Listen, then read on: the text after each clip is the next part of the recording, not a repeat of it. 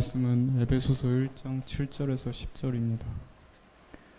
우리는 그리스도 안에서 그의 은혜와 풍성함을 따라 그의 피로 말미암아 속량 곧 죄사함을 받았느니라.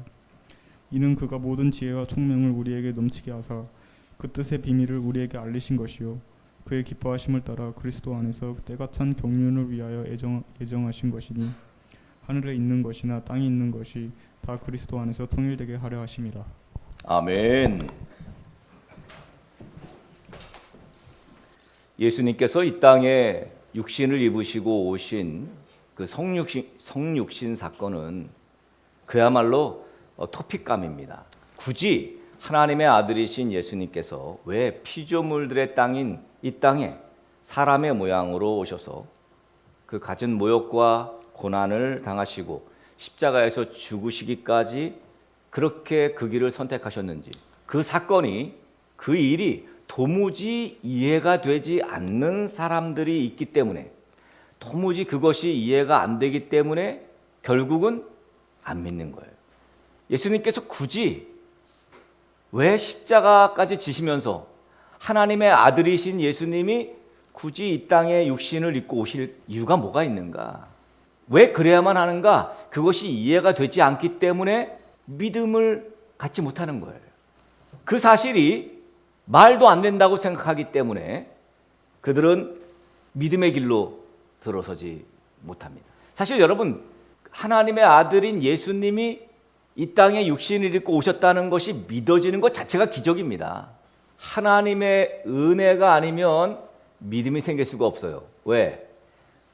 하나님의 아들이 이 땅에 육신을 입고 오시는 것 자체가 이게 사실은 그냥 쉬운 일도 아니고 기본적인 뭐 이런 내용도 아니고 이거는 상식적으로도 불가능해요.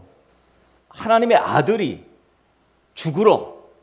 대신 죽으러 인간을 위해서, 피조물들을 위해서 대신 죽으러 이 땅에 육신을 입고 오셨다. 이거를 믿게 된다는 것은 하나님의 은혜가 아니면 믿을 수 없다는 거예요. 그래서 너희가 그 은혜로 인하여 믿음으로 말미암아 구원을 받는다 그러잖아요. 그러니까 은혜가 먼저 있어요. 우리의 믿음이 있는 것 같은데 우리는 우리의 믿음을 의롭게 막 드러내려고 하나님 내가 믿어서 내가 구원받는 거예요. 그러고 싶지만 그런데 하나님은 아니다 이놈아. 내가 먼저 너에게 은혜를 줬어. 그걸 믿을 수 있는 은혜를 먼저 준 거야. 하나님의 은혜가 아니면 믿음은 언강생심, 우리는 꿈도 꾸지 말아야 합니다. 그래서 구원은 하나님의 은혜로 말미암는 믿음으로 구원을 얻는 거예요. 하나님의 은혜가 그러니까 우리 가운데 있는 거죠. 여기 지금 우리 가운데 있어요. 우리가 믿으니까 믿는 사람 가운데 하나님의 은혜가 먼저 있었어요. 하나님의 은혜가 먼저 있지 않고 믿음이 생길 수는 없습니다. 그래서 종교개혁자들이 그것을 먼저 표방한 거예요. 내 의로, 내 능력으로, 내 어떤 테크닉으로, 어떤 내 노력으로 구원을 얻을 수가 없거든요. 하나님의 은혜가 먼저 온 거예요. 그러니까 믿는 사람들은 하나님의 은혜가 있었던 거지. 그러니까 사실은 저 사람들이 맞아요. 기본적으로는 어떻게 하나님의 아들이 이 땅에 와서 육신을 입고 와서 대신 죄를 대속하실 수가 있어. 그건 말도 안 되는 거야. 논리적으로 말도 안 돼 라는 말이 맞습니다. 근데 그 사람들이 모르는 게 뭐라고요? 하나님의 은혜를 모르는 거죠. 우리는 하나님의 은혜를 안 거고. 그 차이예요. 그러니까 하나님의 은혜가 있고 하나님의 은혜가 없고 차이예요. 결국 그 하나님의 은혜를 구해야 합니다. 그래서 하나님 은혜를 주옵소서 저들에게. 자, 그런데 왜 오셨대요? 왜? 도대체 예수님이 이 땅에 왜 오셨다고 합니까? 우리가 죄가 없으면 오시지 않았어도 됩니다. 근데 우리의 죄 때문에 오셨다는 거예요. 우리의 죄가 뭐가 문제인데? 우리 죄 그대로, 우리가 죄 있는 그 모습 그대로 있었으면 그냥 그리고 생을 마감하면 우리는 그저 영원한 지옥에 갈 수밖에 없는 죄인에 불과해요. 우리가 스스로 죄를 해결할 수 있는 능력이 없기 때문입니다. 우리는 그대로 있으면 영원한 지옥에 가야 하는 인간의 죄의 문제를 해결하시기 위해서 예수님이, 하나님의 아들이신 예수님이 인간의 몸을 입고 오셨다는 거예요. 우리의 죄를 대속해 주시려고. 그것을 오늘 에베소 기자가, 오늘 사도 바울이 뭐라고 말합니까? 속량이라는 단어를 썼어요. 속량. 여러분, 속량, redemption. 속량이라고 말하면 조선시대의 종들이 속량받는 이야기를 하면 그것이 딱입니다. 그러니까 주인이 자신의 종의 신분에서 벗어나서 양민이 되도록 하는 것, 그것이 바로 속량이에요. 그러니까 종이어야 속량이 가능하다고요. 종들을 양민으로 만드는 거예요. 너 이제 종 아니야. 이거 노예 문서 이거 찢어버릴게. 그리고 찢어버리는 거예요. 그래서 속량됐다, 그렇게 말하는 거예요. 사도 바울은 오늘 본문에서 구원을 속량의 개념으로 말합니다. 근데 분명한 것은 자기 스스로는 속량될 수가 없어요. 난 지금 속량됐어. 나 속량할래. 내가 나를 속량할 수가 없어요. 주인이 속량시켜줘야 되는 거예요. 구원도 내 노력으로 얻을 수 없습니다. 주인 대신 하나님께서 용서해 주시고 그리고 구원해 주셔야 비로소 구원을 받을 수 있는 거예요. 여러분, 죄는 자연스럽게 시간이 지나면서 용서되는 게 아닙니다. 죄는 그냥 자연스럽게 사그러드는 게 아니에요. 없어지는 게 아닙니다. 죄는 그저 남아 있어요. 죄는 죄 그대로. 그래서 죄를 해결하려면 죄값을 치러야 합니다. 제가 좋아하는 목사님 가운데 아나운서 출신 목사님 계시죠? 네. 조정민 목사라고. 이분이 벌써 꽤 나이가 드셔서 뭐 은퇴할 때가 거의 다 된 것 같습니다. 근데 이분이 불교에 워낙 심취해 있기 때문에 성철 스님 이야기를 해요. 이런 얘기를 합니다. 성철 스님이 돌아가시기 전에 이렇게 말했대요. 자기는 여태까지 대중을 속였다. 내가 대중을 속였거니와 내가 쌓은 죄가 저 수미산보다도 더 높다. 그렇게 말을 했답니다. 존경받는 수행자 아닙니까? 성철 스님 하면. 평생 그렇게 자신을 수행하며 살았던 성철 스님이 자신의 죄를 스스로 해결할 수 없었다는 고백을 한 거예요. 여러분, 그분은 죄의 본질을 꿰뚫어 본 거라고 그렇게 이 조정민 목사는 말합니다. 성철 스님이 마지막 죽으면서 이렇게 말했대요. 나는 이제 무간 지옥으로 간다. 인간은 스스로 죄의 문제를 해결할 수 없습니다. 성철 스님이 자기의 죄의 문제를 해결할 수 있었으면 야, 나 지금 천국 간다, 극락에 간다 그랬겠죠. 해결할 수가 없습니다. 중세시대 우리가 잘 아는 대로 로마 카톨릭은 굉장히 부패했어요. 타락했습니다. 구원자 예수님은 온데간데 없고 그저 화려한 성당 건축, 지금도 건축하고 있어요. 아직까지도 하고 있습니다. 교황의 권위, 뭐 이런 것만 내세웠습니다. 그때 우리 이러지 말고 구원자 대신 예수님에게로 가자라고 표방하면서 외친 것이 바로 종교개혁입니다. 오직 은혜로 구원받을 수 있다. 오직 믿음으로 구원받는다. 솔라 피데, 솔라 그라티아. 그것을 외치면서 마틴 루터 등이 종교개혁을 일으킨 거죠. 여러분, 죄인을 구원할 수가 없습니다. 인간 이상이어야 인간을 구원할 수 있는 거예요. 우리는 예수님의 십자가 공로로 죄사함을 받았습니다. 여기 이 죄사함이라는 거 다양한 논리적 근거가 있습니다. 뭐 주 안에서, 그리스도 안에서, 그리고 그 은혜의 풍성함을 따라 예수의 피로 죄사함 받았다. 그렇게 우리는 알고 있습니다. 그래서 여러분, 오늘 말씀도 그렇게 말하고 있습니다. 그리스도 안에서 그의 은혜의 풍성함을 따라 그의 피로 말미암아 속량 곧 죄사함을 받았다. 그렇게 오늘 에베소서 1장에서 말씀하고 있죠. 근데 여기서 중요한 게 뭡니까? 그의 피로 말미암아. 피값, 이게 바로 죄값입니다. 우리가 흔히 말하는 예수님의 보혈, 그의 피, 이것이 우리 죄값이에요. 예수님이 우리 대신 죽으시는 것을 죄값을 치르셨고 대신 죽으심으로, 우리 대신 죽으심으로 우리 죄값을 치른 거예요. 우리 죄값은 예수님의 죽으심이에요. 예수님의 피예요. 우리가 속량 곧 죄사함을 얻었어요. 그런데 사실 우리가 속량해달라고, 우리가 구원해달라고 우리가 요청하지 않았어요. 하나님께서 우리를 속량하시기 위해 당신의 아들 그리스도 예수를 이 땅에 보내시고 십자가에 죽게 하신 거예요. 먼저. 근데 그 이유가 뭐라고 판명이 났습니까? 하나님이 왜 그랬대요? 우리가 요청하지도 않았는데, 우리에게 영원한 생명을 달라고, 구원해달라고 우리가 요청도 안 했는데 왜 그랬대요? 왜?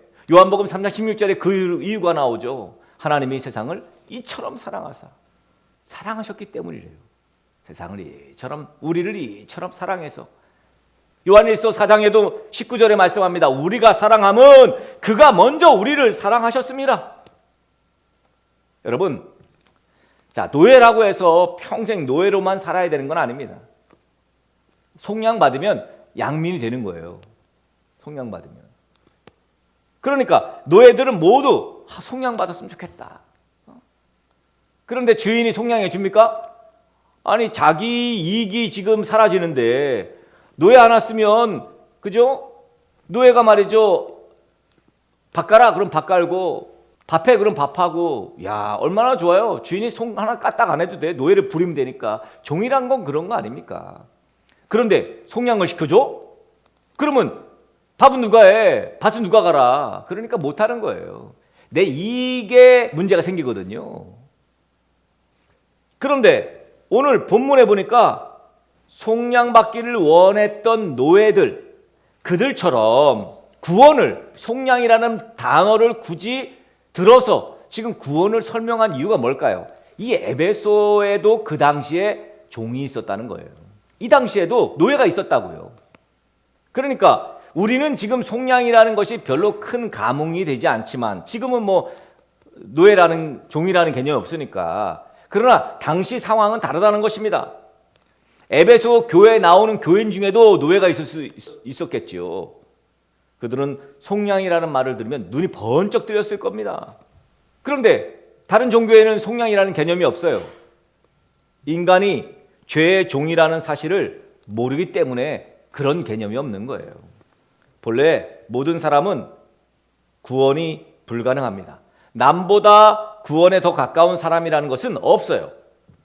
우리에게 필요한 것이 구원 얻는 방법에 대한 가르침이다. 그러면 아니, 굳이 예수님이 육신을 입고 성육신 하셔서 이 땅에 오실 필요가 없겠죠. 그 방법만 일러주면 되는데 뭐. 그렇잖아요. 야, 구원 얻는 방법이 10억을 헌금하면 구원 얻어. 뭐 이렇게 방법을 있다. 그러면 그거 그냥 10억을 헌금하면 구원 얻는다. 이렇게 성경에 써있기만 했는데 그냥 써주기만 하면 굳이 여기에 그거를 굳이 오셔서 십자가에서 죽으시고 그러실 필요가 없었어요. 방법이 있다면. 방법이 없어요. 하나님 보좌 우편에 계셔서 그냥 말로 방법은 이런 거야 이렇게 말씀만 해주셔도 되는데, 그런데 방법이 없기에 직접 이 땅에 오셔서 자신의 육신을 찢으시고 십자가에서 죽으시고 우리를 속량하신 것입니다. 예수님이 우리 대신 돌아가셨다는 사실이 우리 스스로 구원을 이룰 수 없다는 명백한 증거가 되어버렸어요. 구원에 필요한 것은 그래서 속량이에요. 조선의 세조 때 충청도 관찰사였던 김진지와 도사 강한중이라는 사람이 있는데요. 이 사람이 의정부의 그 육조, 승정원 이런 아주 유력자들에게 뇌물을 줍니다. 근데 이 관찰사 김진지나 도사 강한중 같은 경우에는 어떤 구테타 세력이에요. 지금 세조와 함께 조카인 단종을 몰아내고 이 세조를 옹립시킨 그런 아주 1등 공신들이에요. 그러니까 뇌물죄 뭐 그거 그냥 왕이니까 그건 내가 그냥 넘어갈게. 묵인한 거예요. 모두 공운이 있는 재상들 아니냐. 이런 일을 특별히 용서하지 않으면 내가 무엇을 용서하겠느냐. 왕이니까 그냥 용서해 준 거예요. 그런데 하나님은, 우리 왕이신 하나님은 이런 식으로 세상을 못 다스리신다는 거예요. 왜? 그분은 본인이 스스로가 공의로운 하나님이라고 말씀하셨기 때문입니다. 공의 하나님이기 때문에 이런 식으로 죄를 묵인하거나 할 수가 없어요. 그냥 사람들은 말해요. 굳이 예수님을 이 땅에 보내셔서 그렇게 돌아가시게 할 게 뭐 있어. 그냥 하나님이 그래 내가 용서해 줄게 뭐 이런 시스템을 만들면 되지 않냐고 그렇게 말합니다. 그러나 하나님은 그러신 분이 아니에요. 세조처럼 그저 자기의 1등 공신들이라 해서 그냥 속량시켜주고 용서해주고 그러신 분이 아니라고요. 공의로우신 하나님, 정의로우신 하나님이기 때문입니다. 왜? 그렇게 하면 공의로운 하나님이 아니기 때문이에요. 하나님을 누가 신뢰하겠어요? 하나님이 죄를 묵인한다면 더 이상 하나님이 아닙니다. 본문에 속량 곧 죄사함을 받았느니라는 말이 나오는 이유가 여기에 있어요. 우리가 구원자이신 예수님을 정확히 이해하려고 한다면 먼저 인간적인 어떤 노력이나 죄사함이나 어떤 구원받은 조건의 우리의 노력이나 애씀이나 수고로움은 아무 소용도 없다는 것을 먼저 인식해야 합니다. 우리의 노력으로는 구원받을 수 없다는 것을 알아야 해요. 죄는 그냥 사해지는 것이 아닙니다. 죄값을 치러야 합니다. 그래서 오늘 뭐라 그래요? 그의 피로 말미암아. 그의 피가 바로 죄값이라는 겁니다. 예수님이 우리 대신 죽으시는 것으로 죄값을 치르셨고 우리가 속량 곧 죄사함을 받았어요. 그런데 속량 곧 죄사함 받는 거 죄만 해결하면 됩니까? 죄만 해결되면 끝이에요? 죄를 해결하는 이유가 뭡니까? 하나님이 우리를 속량시켜주는 이유가 뭐예요?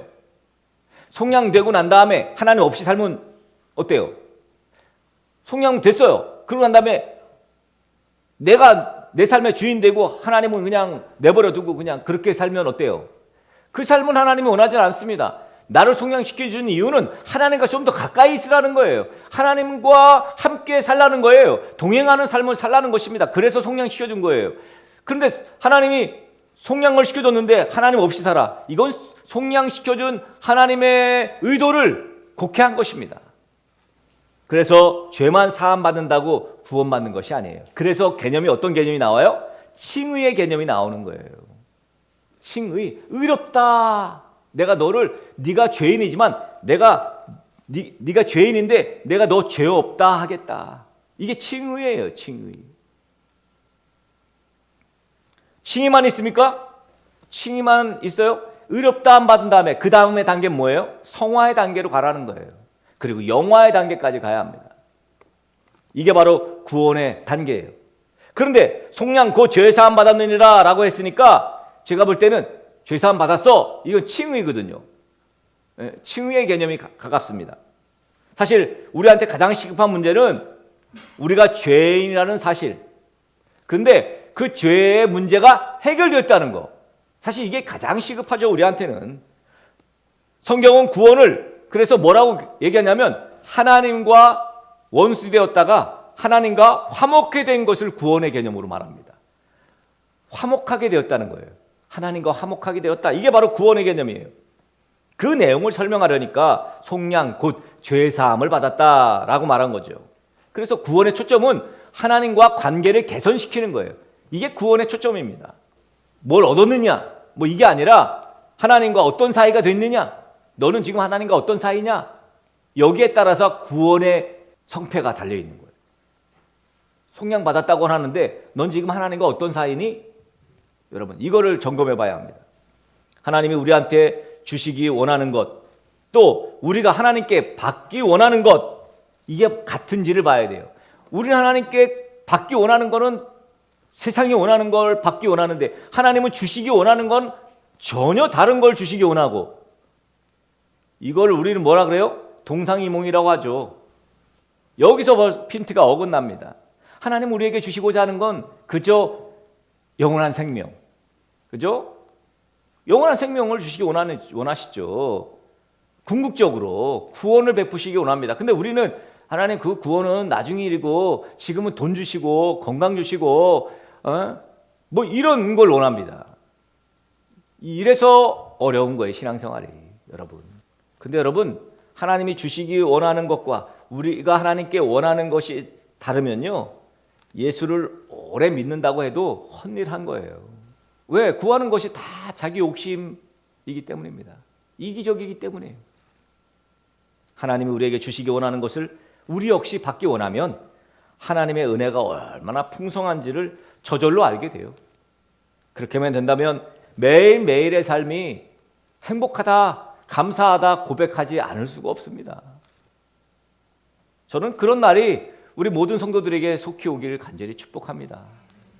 예수 그리스도께서 우리가 받아야 할 심판을, 저주를 대신해서 십자가에서 받으심으로 하나님의 공의를 만족시키셨습니다. 그 결과 예수님의 피값으로 우리는 속량되었습니다. 우리는 예수 그리스도의 대속의 피로 하나님과 화목하게 되었다고요. 예수 그리스도의 피로 말미암아서 하나님의 부르심을 받는 자들에게는 하나님의 영원한 기업이 주어지게 되었습니다. 이게 속량된 자들의 특권이에요. 더 이상 죄의 종로로 타던 죄인이 아니라 의롭다 하심을 인정받은 하나님의 자녀가 된 거죠. 이제 우린 속량된 성도답게 살아야 합니다. 하나님의 은혜가 먼저 있었지만 이제 담대한 믿음으로 속량되었으니까 담대한 믿음으로 화목하게 주님과 그죠? 하나님과 화목하게 그렇게 믿음의 삶을 살아가는 저와 여러분 되어지기를 예수 그리스도의 이름으로 간절히 축복합니다.